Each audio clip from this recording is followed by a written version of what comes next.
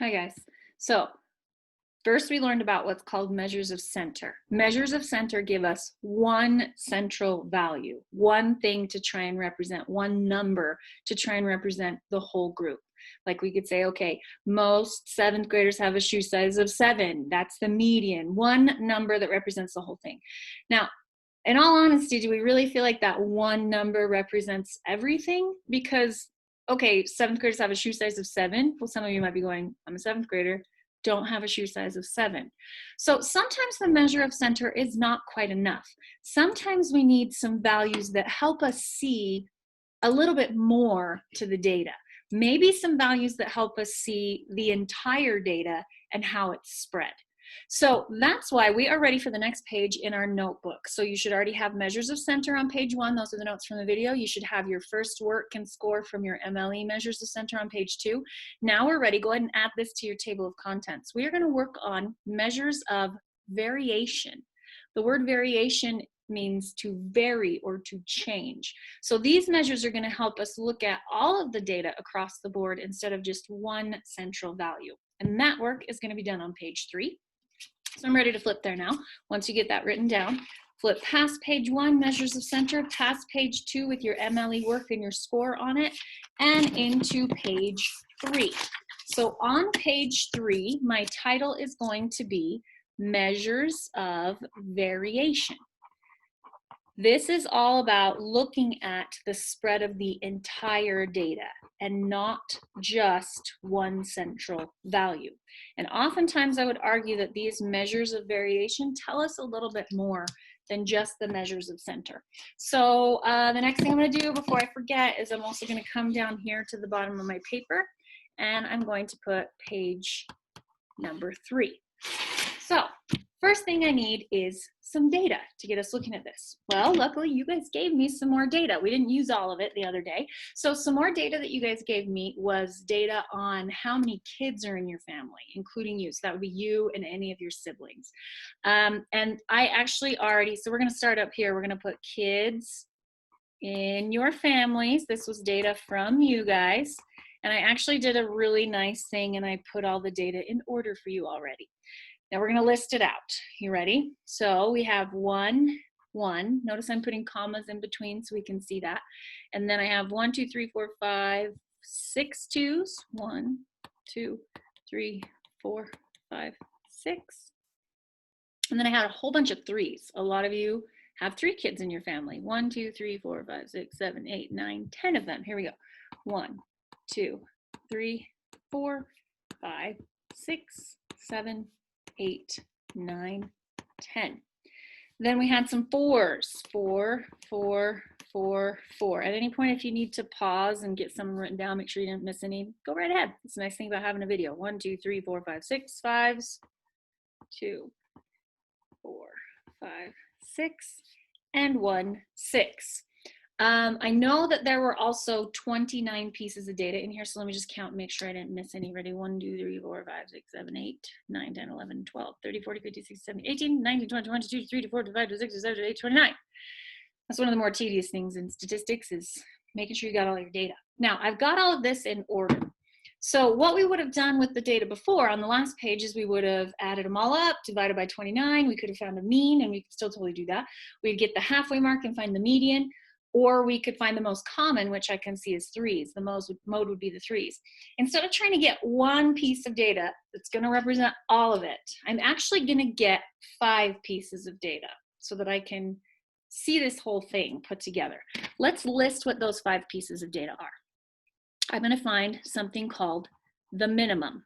And I'm going to write in parentheses that that means the lowest value.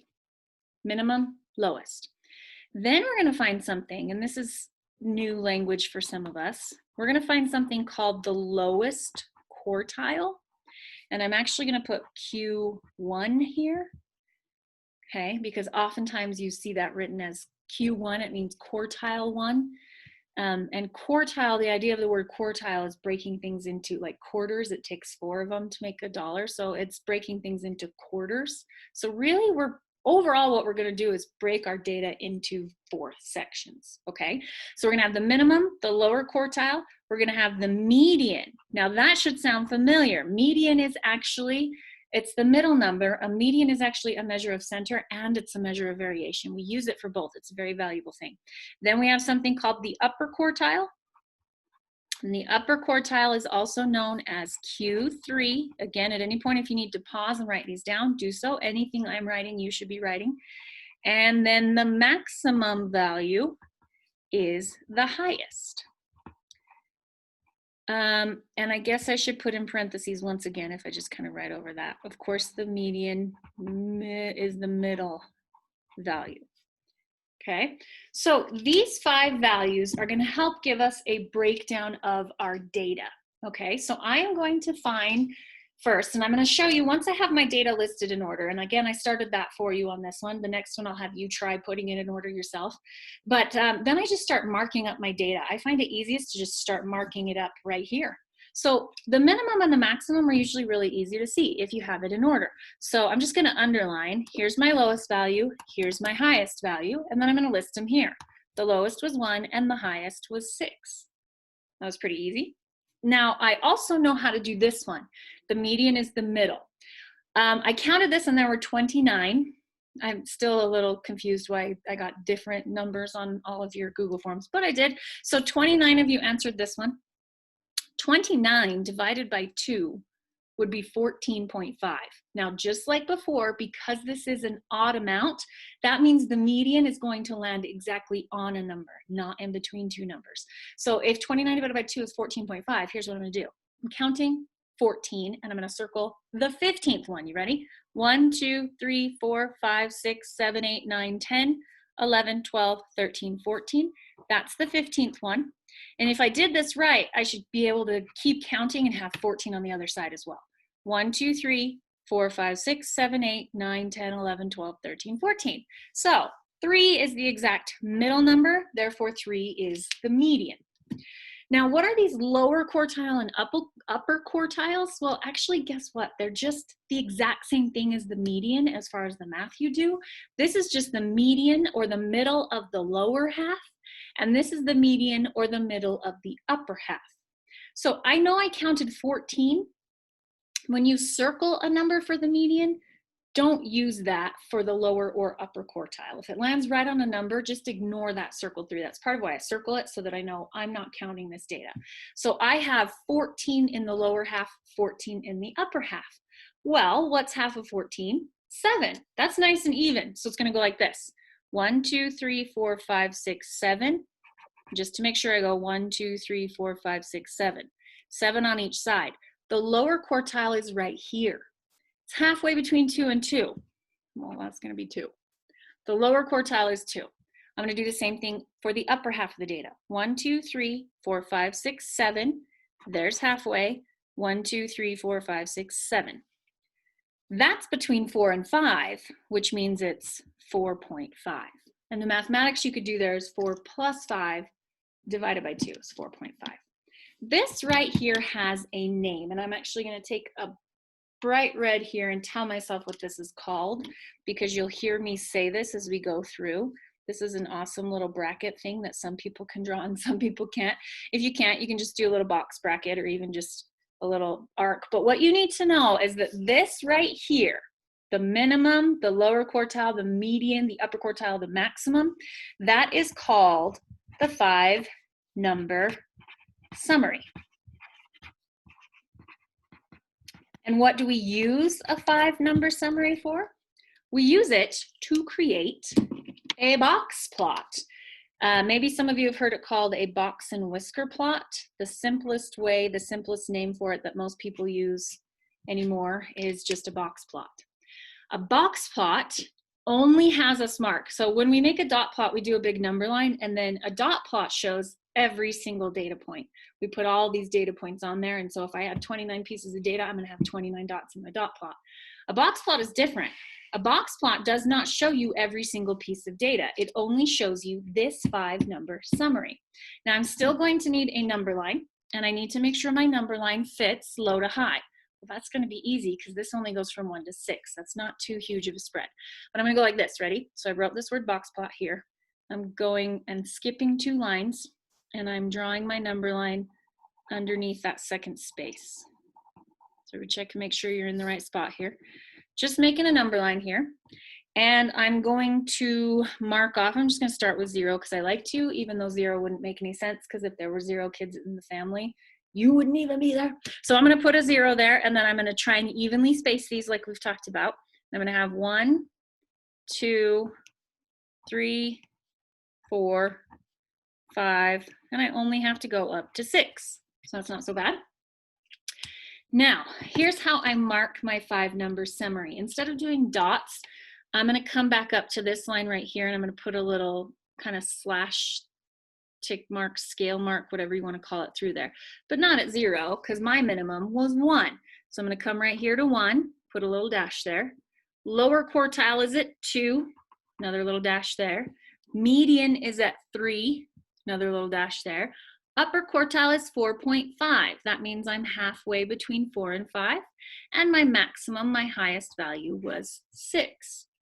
So to make this box plot, and here's why it's called a box and whisker plot, is these two just get lines from down to the lowest and up to the highest, and those are usually called the whiskers. This part here, I like to make my scale markings a little bigger for the box itself, because some would argue, and I would agree, that the box is perhaps the most important part. So this shows me here my minimum, my maximum, my median. That middle line in the box will always be your middle value of the data. This is my lower quartile, and this is my upper quartile. Here's the thing that sometimes throws students a little bit, because not all those sections are exactly the same size, but they all represent the exact same portion of the data. This piece right here is 25% of the data. That's where 25% of your answers fell between 1 and 2. 25% of the data is here. 25% of the data is here. And then some students again go, but wait, Ms. McGowan, that is not the same size as that. So how can they both be 25%? They're showing the spread of the data for 25% of our data points. So 25% of 29 doesn't come out quite evenly, but it's about 7. 25% means about 7 of you students have between 1 and 2 siblings, including yourself. 25% of you have between 2 and 3. 25% of you have between 3 and 4.5, which obviously you can't have 4.5 kids, but that's how our data fell. And 25% of you had between 4.5 and 6. So that's a big thing to remember about a box plot, is every section is showing you where 25% of the data is. And then we can also make statements. If the box itself is the most important, notice the box is 25 plus 25 more. The box is that middle 50%, right around the median. So we can now make statements like this. Let's all write a sentence under here to tell ourselves what we're looking at in this box plot.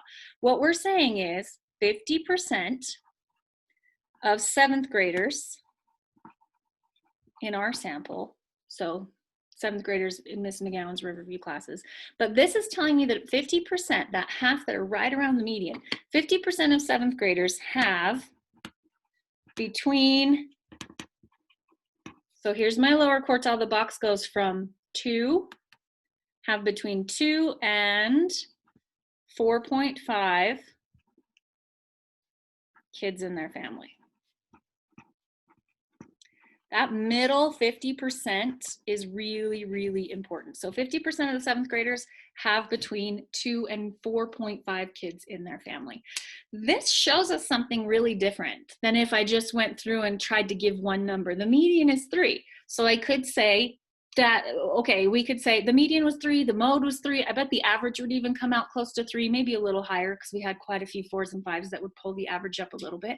I could give one number to represent everyone. I could say, okay, most 7th graders have 3 kids in their family. Most 7th graders have 3.5 kids in their family.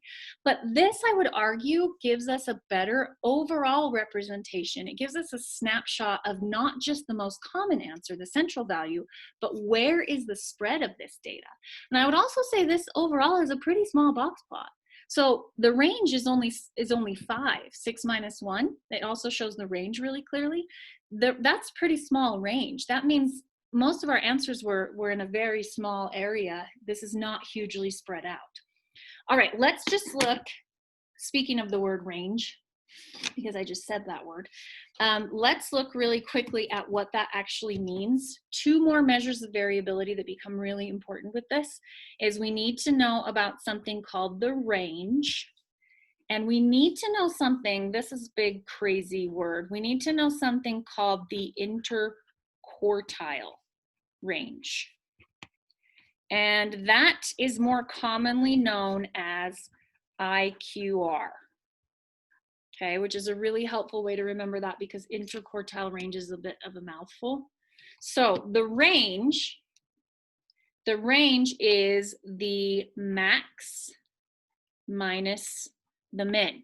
So that's going to be the top of this box plot minus the bottom. That's just telling us how big is the box plot. So for this particular box plot, it's 6 minus 1. The overall range is only 5. So that's the entire spread. All of your answers were within 5 of each other, from 1 to 6. The interquartile range is the size of the box. Again, often we really focus on that middle 50%, the size of the box.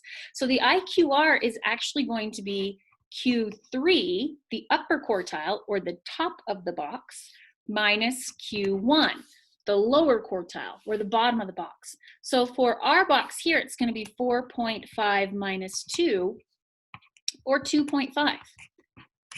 So that middle 50% of our data was all within 2.5 kids of each other. So neither of those are really big. There's not a lot of variability in our answers. That's what this box plot shows us. So you need to understand the 5-number summary, minimum, lower quartile, median, upper quartile, maximum. And you need to also be able to talk to me about range, the entire from top to bottom, and interquartile range, just the size of the box, from upper quartile to lower quartile. So, and even if you don't draw the box plot, you can still completely get that data. So we're going to try this process just one more time without drawing a box plot. And this will help prepare you for what you need to do on your MLE on the next page. So here, I'm going to give you just a little bit more data. And this time, we're going to talk about cars, the number of cars that ran a red light. And somebody collected this data from one specific traffic light over a period of 2 weeks. Okay, so the first thing I'm going to do is I'm going to give you the data. And I need you to practice this just once, even though it's kind of obnoxious. So as they took this data, they found the first day, so 2 weeks is 14 days, right? So the first day, 9 cars ran that light. The next day, 6 did. The next day, 15 cars ran that red light. The next day, 18 did. We're just going to keep going.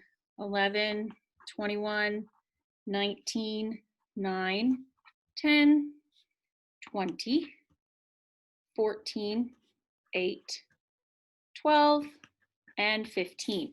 Now, if it's over a 2-week period, I should have 14 numbers here because that would be 14 days. Let's see, 1, 2, 3, 4, 5, 6, 7, 8, 9, 10, 11, 12, 13, 14.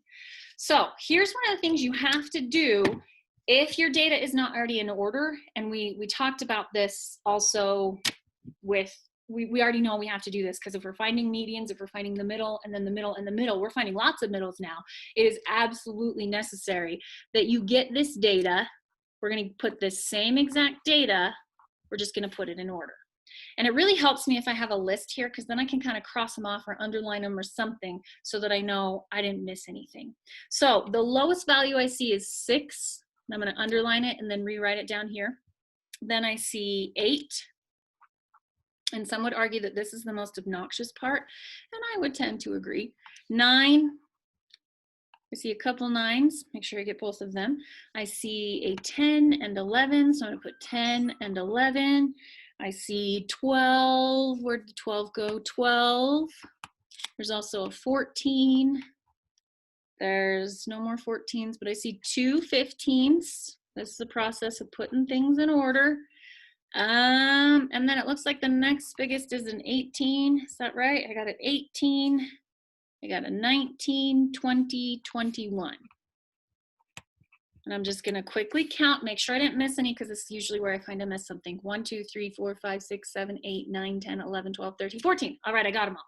So what we're going to find is we are going to find the 5-number summary. And I'm going to write this down here. So I need the min, minimum. We often just write min, and that's acceptable. I need the lower quartile, which I can call Q1. I need the median, which is the middle. I need the upper quartile, which is Q3. And I need the maximum. So I'm going to start with the 5-number summary. Okay, here I go. You ready? Lowest and highest, min and max, right there. There's 2 of them right out of the way already. Now I need the median, which is the middle. 14 pieces of data, that's what we kept saying. 14 pieces of data means that halfway is 7. So here we go. 1, 2, 3, 4, 5, 6, 7. 1, 2, 3, 4, 5, 6, 7.